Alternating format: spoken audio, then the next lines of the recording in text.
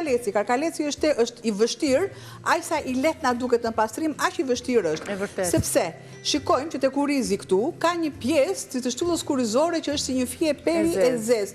Pak a shumë si një spango e hollë. Pra, bëhet pastrimi, bëhet një çarje, derisa dhe mua të më bëhet një çarje e tillë, dhe me majën e thikës largohet fija, po e themi fija e perit, sikurse edhe në pjesën e brendshme. Pra bëhen çarje deri këtu, largohet koraca dhe normalisht një pastrim shumë të mirë. Koka e karkalecit është shumë e duhur, sepse këtu krijohet salca e duhur.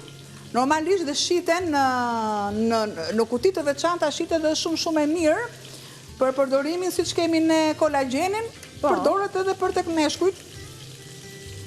Jep një ngjyrë portokalli.